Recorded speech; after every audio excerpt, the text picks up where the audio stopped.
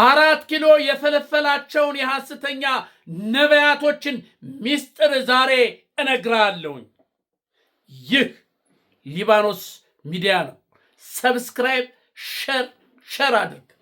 ሰብስክራይብ አድርግ። አንተ እነግራለሁ።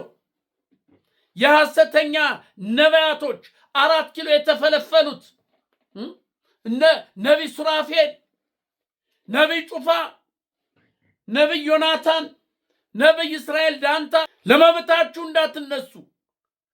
የኢትዮጵያ ሕዝብ ፈሪሃ እግዚአብሔር እንዳለው ማንም ያውቃል። ፈሪሃ እግዚአብሔርን ተጠቅሞ ሐሰተኛ ነቢያቶች እየቀለደብህ ነው።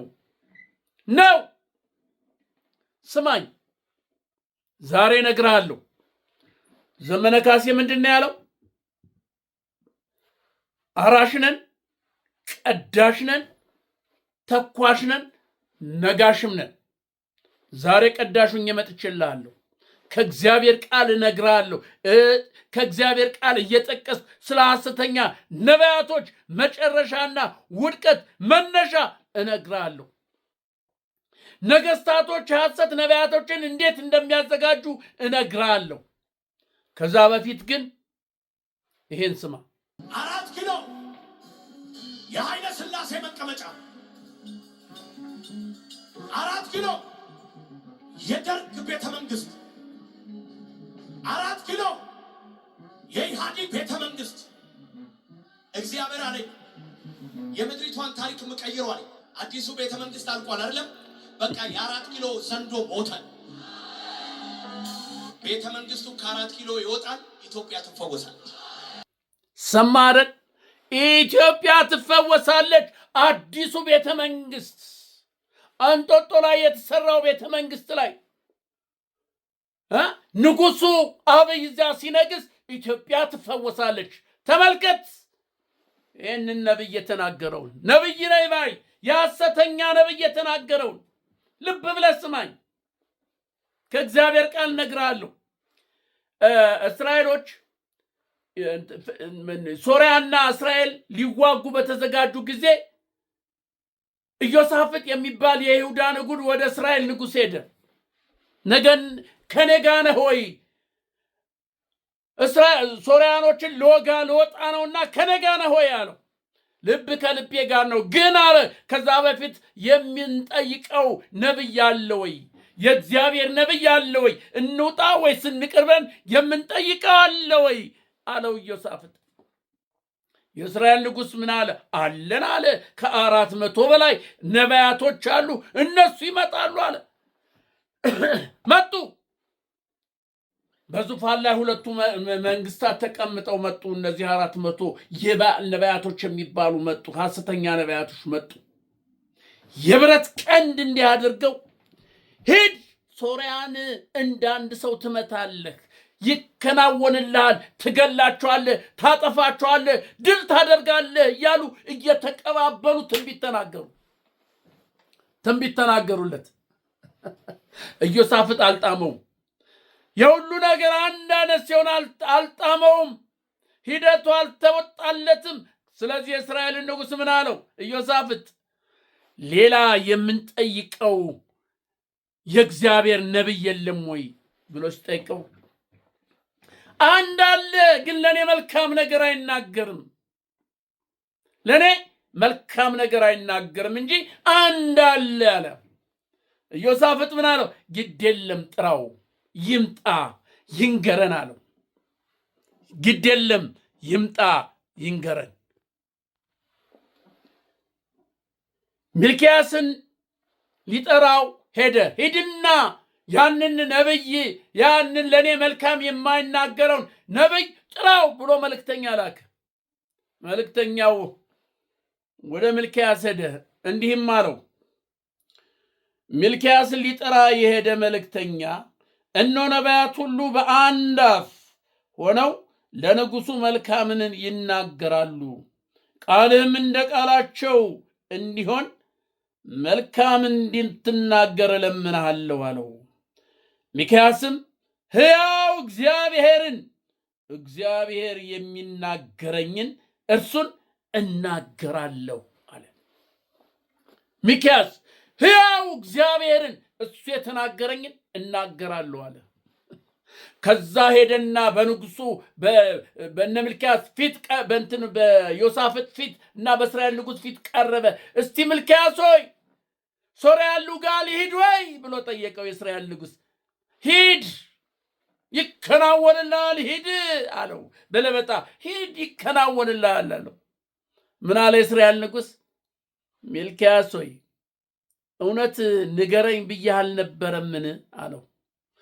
እንደዛማ ካልካለው ሂድ፣ እስራኤሎች ጠባቂ እንደሌላቸው በጎች በየተራራው ሲበተኑ አየው። ሂድና ተከናወን አለው። የእስራኤል ንጉሥ ምን አለ? ይሄው አለው ለዮሳፍጥ፣ ለእኔ እኮ መልካም ነገር እንደማይናገር አውቃለሁ። ነግሬሃለሁ እኮ አለው። ነግሬሃለሁ፣ ለእኔ መልካም ነገር አይናገርም፣ እነግርሃለሁ አለ። የዚህን ጊዜ ምን አለ? የዚያ የነቢያቶች የሐሰተኛ ነቢያቶች መሪ ሆነው ምን አደረገው? የከናናንም ልጅ ሴዴቅያስ ነው የነቢያቶች መሪ። ሴዴቅያስ ቀርቦ ሚክያስን ጉንጩን በጥፊ መታውና አንተን ሲናገር የእግዚአብሔር መንፈስ በምን መንገድ አለፈኝ አለ። ሚክያስም እነሆ በዚያ ቀን ልትሸሸግ ወደ እልፍኝ ስትገባ አለፈህ። በዛ ቀን ልትሸሸግ የሶርያ ንጉሥ መጥቶ ሲገዛ፣ የሶርያ መንግስት መጥቶ ሲመታ ልትሸሸግ ወደ እልፍኝ በሄድክበት ሰዓት አለፈ የእግዚአብሔር መንፈስ እና ወደ እኔ መጣ አለው። ከዛ የእስራኤል ንጉሥ ምንድን ነው ያለው? ሚክያስን ድል አድርጌ እስከምትመጣ የመከራ ስር እንዲታሰር ብሎ ፈረደበት። ሚልክያስ ምን አለ? እውነት አለ እግዚአብሔር በእኔ ያልተናገረም አንተ በሰላም ከመጣ። የሐሰተኛ ነቢይ ትንቢት ይሄ ነው። ኤልያስ ሰማይን 3 ዓመት ዘጋ። 3 ዓመት ዘጋና ለአካብ ተገለጠለት። እናት ልጇን በበላችበት ጊዜ ለአካብ ተገለጠ። ነቢያቶችን ሰብስብ አለው። ወደ ተራራ ወደ ኮሬብ ተራራ ሰብስብ ነቢያቶችን አለው። ሰበሰበ። ህዝቡ ተሰበሰበ፣ ተጠራ። ምን ተባለ? እንዲህ አለ። እያሳጠርኩ ነው የምነግርህ። ኤልሳ ምን አለ? እንግዲህ አለ እናንተ 800 ናችሁ። ስለዚህ ምን አለ ለህዝቡ? አሁን መስዋዕት እናቀርባለን። ይሄን መስዋዕት ከሰማይ እሳት ወርዶ የበላ እሱ አምላክ ነው ብሎ ነገራቸው። አዎ ይሁን አሉ ህዝቡ። በልንግራስ የአካብ ነቢያቶችን በሉ እናንተ ረዱ፣ ብዙ ስለሆናችሁ እናንተ ረዱና መስዋዕታችሁን አቅርቡ አላቸው። አቀረቡ፣ አረዱ። ኤልሳም አቀረበ፣ አረደ፣ አዘጋጀ። መጀመሪያ እናንተ ናችሁ ሂዱ አላቸው። አሸበሸቡ፣ ለመኑ። እስከ ቀትር ድረስ ራሳቸውን እየገረፉ ቢጮሁ፣ ቢለፈልቡ፣ ቢያሸበሸቡ፣ በሳት ላይ እየሄዱ ቢጠሩ አምላካቸው አልመጣም። ምን አላቸው? ኧረ አምላካችሁ ተኝቶ እንዳይሆን እንደ ጮክ በሉና እስቲ ቀስቅሱት እያለ ያሾፍባቸው ነበር ኤልሳ። ከዛስ ኑ አለ፣ አሁን የኔ ነው ተራው አለ። ሰበሰበ። ብዙ አላሸበሸበ፣ ብዙ እንዲያው ቡራ ከረው እያላለም ህዝብ ወደሱ ግልብጥ ብሎ ሲመጣ ምን አለ? እግዚአብሔር ሆይ አለ አንተ አምላክ እንደሆንክ ይሄ ህዝብ እንዲያውቅ እሳት ከሰማይ ወርዳ ይሄንን መስዋዕት ትብላ ሲል ገና ትብላ ሲል እሳት መታ በልተዋለች። የተደፋውን ውሃ ሁሉ ላሰችው፣ ምድሪቱን ላሰችው ነው የሚል እሳቱ። የዚህን ጊዜ ህዝቡ እሱ አምላክ ነው ብሎ ሲሰግድ ያዟቸው፣ እነዚህን ነቢያቶችን ሐሰተኛ ነቢያቶችን ያዟቸው። ኤልሳ ወዲያውኑ ይዘው እዚያው ላይ ያረዷቸው። እነሱ ሲታረዱ የሰማይ መስኮት ተከፈተ፣ ዳመናዎች መጡ፣ ዝናብ መውረድ ጀመረ። 3 ዓመት የተዘጋ ሐሰተኛ ነቢያቶች ሲገደሉ ሲታረዱ ልብ ብለህ ስማኝ። ሲታረዱ ትክክለኛ የሆነ የእግዚአብሔር መንፈስ ሲመጣ እወቁ። እናውቀውም ዘንድ እግዚአብሔር እንከተል ይላል መጽሐፍ ቅዱስ። እናውቀውም ዘንድ እግዚአብሔር እንከተል። እግዚአብሔርን ስትከተል የሰማይ መስኮት ትከፍታለህ። እግዚአብሔርን ስትከተል ጦርነት፣ ራብ፣ ችግር አይኖርም። እንደ እግዚአብሔር ሐሳብ ስትሄድ ሐሰተኛዋ ነቢያት ካልታረደ ድረስ ኢትዮጵያ ትፈወሳለች ማለት ውሸት፣ ዘበት።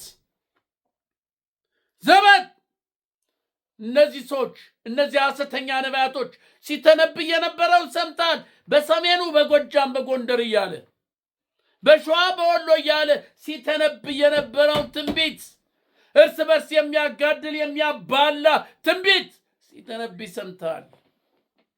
አንድ ትንቢት ተናጋሪ ነበረ። የሰላሌ መንፈስ ብሎ ሲል የሰላሌ ህዝብ ተንጫጫ፣ የኦሮሞ ህዝብ ተንጫጫ።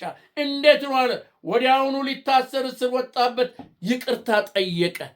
ዛሬስ በጎጃም በጎንደር በሸዋ በወሎ በሰሜን በትግሬ የሚነገረው ትንቢት፣ የመከፋፈል ትንቢት፣ የመለያየት ትንቢት ማን ነው የተናገረው? ለምን ብሎ የተናገራለ? ንገሩኝ እስቲ፣ ልብ ብላችሁ አዳምጡ። ስለዚህ 4 ኪሎ የተፈለፈሉት እነዚህ ነቢያቶች እነ ሱራፌል፣ እነ እዩ ጩፋ፣ እነ ዮናታን፣ እነ እስራኤል ዳንሳ፣ የኃይለ ሥላሴ መንፈስ ዘንዶ ተወጋ። የኃይለ ሥላሴ መንፈስ፣ የመንግስቱ ኃይለ ማርያም መንፈስ፣ የመለስ ዜናዊ መንፈስ ዘንዶ ተወጋ፣ ሞተ። 4 ኪሎ ላይ ሞተ። አንጦጦ ላይ ንጉሥ ይነግሳል። ኢትዮጵያ ሰላም ትሆናለች፣ ትፈወሳለች። ሰምተዋል። የሰማውን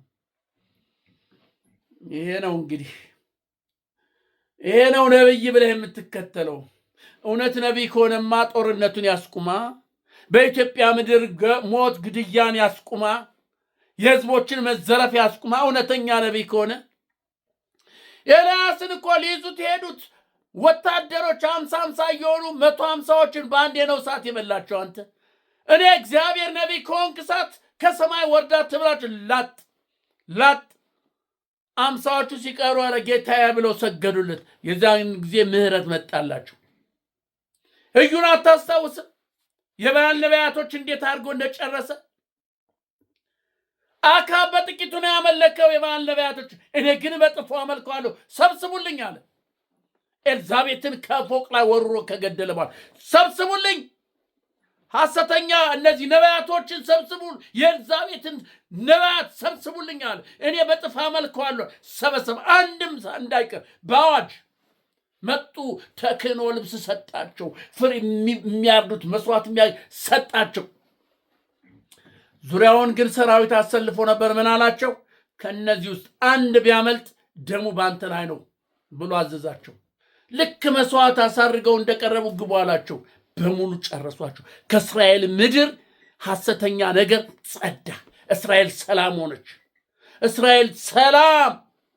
ሐሰተኞች ሲጸዱ፣ የሐሰተኞች ደም መስዋዕት ሆኖ ሲቀርብ እስራኤል ሰላም ሆነች። ዛሬም የሐሰተኛ እነዚህ ሐሰተኛ ነብይን የሚሉ እስካልጠፉ ድረስ ኢትዮጵያ ሰላም አትሆንም። ስለዚህ እነዚህንም ለማት ቀን ደርሷል። እነ ሱራፌል ስማኝ፣ ቀን ደርሷል። ሄደ ወደ እልፍኝ ስትሸሸግ የእግዚአብሔር መንፈስ ያመልጣል። የዛን ጊዜ የት እንደምትገባ እናያለን። እናንተ ነቢያቶች ብዙ አላችሁ፣ እናያለን። እባካችሁን እናንተ ኢትዮጵያኖች፣ ቀን አለ፣ ቀን ደርሷል። እንዲህ ሆኖ አይቀጥልም። የሐሰት ነቢያቶች በኢትዮጵያ ሕዝብ ላይ እየቀለዱ ደም እያስጠጡ አይኖሯትም። እመኑኝ፣ አይኖራትም። የእግዚአብሔር የበቀል ብትር ትመጣለች። የእግዚአብሔር እሳት ከሰማይ ትመጣለች። እግዚአብሔር ሲፈርድ እንዲህ በቀላሉ አይደለም፣ በውርደት ነው፣ በቅሌት ነው። ታያለህ። ይህንን ልብ ብለህ ያዘው፣ ልብ ብለህ ስማ። ቀዳሽ ነኝ፣ ተኳሽ ነኝ፣ አራሽ ነኝ፣ ነጋሽም ነኝ።